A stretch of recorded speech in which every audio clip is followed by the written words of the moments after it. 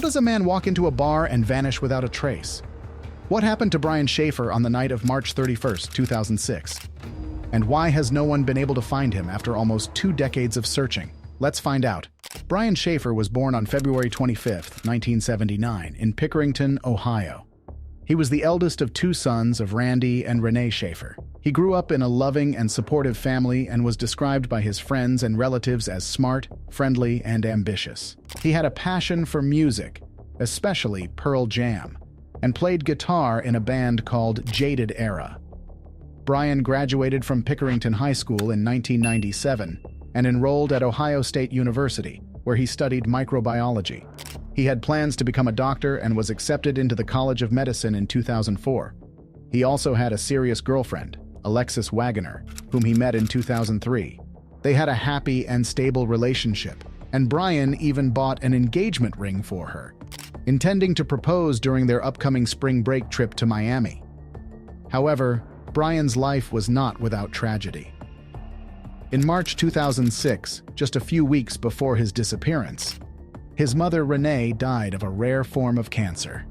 Brian was devastated by her loss and struggled to cope with his grief. He also felt guilty for not spending enough time with her, as he was busy with his studies and work. He told his friends and family that he wanted to do something special for his father Randy, who was also heartbroken by his wife's death. He decided to take him on a trip to Puerto Rico, where they could bond and relax. Brian's friends also wanted to cheer him up and invited him to join them for a night out on the town on Friday, March 31, 2006. It was the start of spring break and Brian agreed to go with them, hoping to have some fun before his trip to Miami with Alexis the next day. Little did he know, that night would be the last time anyone would ever see him again. Brian's night out began around 9 p.m. when he met his friend William Clint Florence at his apartment. They drove to another friend's house where they had some drinks and played games.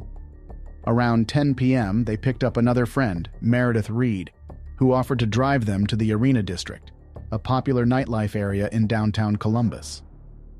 They arrived at the Ugly Tuna Saloona, a crowded and noisy bar, around 10:30 p.m. Brian, Clint, and Meredith entered the bar and were captured by a security camera at the entrance. They made their way to the second floor where they ordered some drinks and chatted with other patrons. Around 11:30 p.m., Brian, Clint, and Meredith decided to leave the Ugly Tuna and visit some other bars in the area. They walked to the North Shore Tavern, where they had another round of drinks. Then they went to the Lodge Bar, where they ran into some of Brian's friends from the College of Medicine. They stayed there for about an hour and then headed back to the Ugly Tuna, where they planned to end their night. They arrived at the Ugly Tuna around 1:15 a.m. and were again recorded by the security camera at the entrance. They went upstairs and ordered their last drinks. Brian told his friends that he wanted to talk to the band that was playing and left them at the bar. He was seen by another security camera near the escalator, talking to 2 women. That was the last time anyone ever saw him. Brian's friends waited for him at the bar, but he never returned. They assumed that he had gone to the bathroom or to another part of the bar. They tried calling his cell phone, but it went straight to voicemail.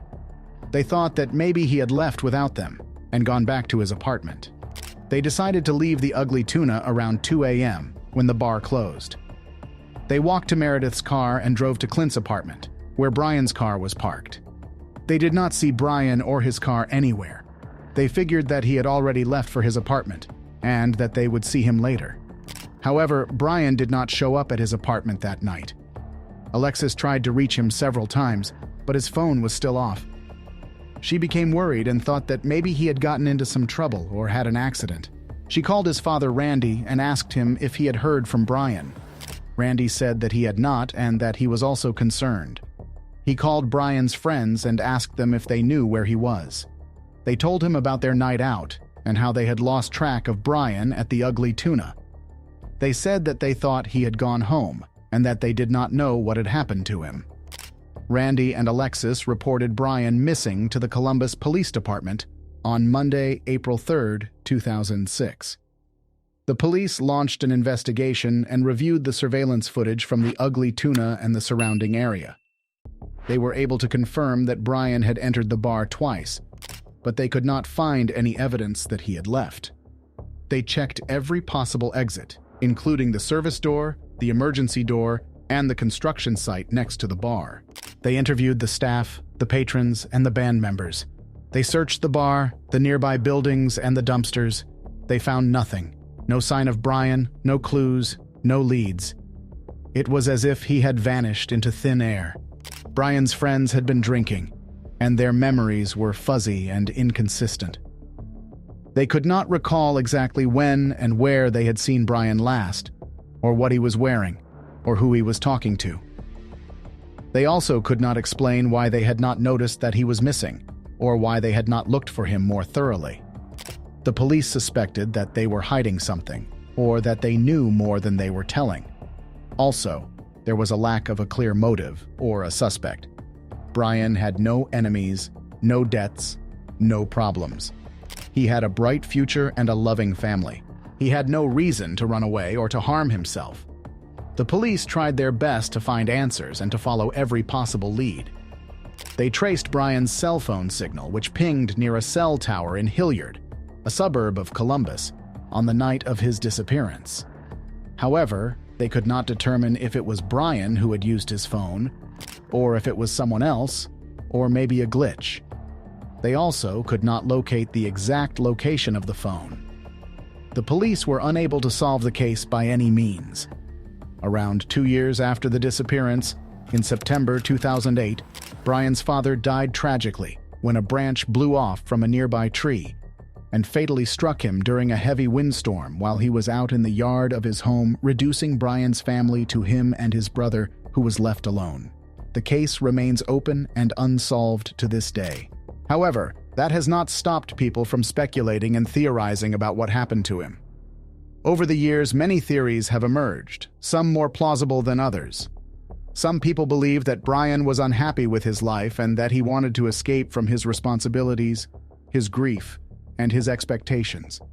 They think that he used his disappearance as an opportunity to start over somewhere else, with a new identity, a new career, and a new family. They point to the fact that he had recently lost his mother and that he had expressed some doubts about his future as a doctor. They also cite the fact that he had a passport and that he could have traveled to another country. Some people also believe that Brian died as a result of an accident, either inside or outside the bar. They think that he either fell, was crushed, or was buried, and that his body was never recovered. They point to the fact that the bar was located next to a construction site and that there were many hazards and dangers.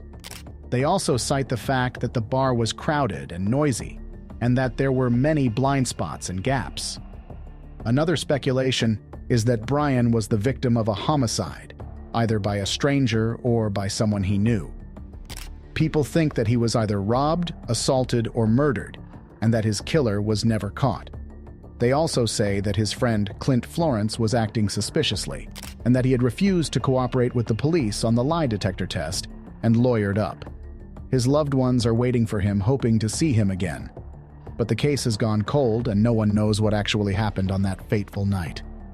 So, what do you think happened to Brian? Do you have your own speculation about this case? Let us know in the comments below and subscribe for more content.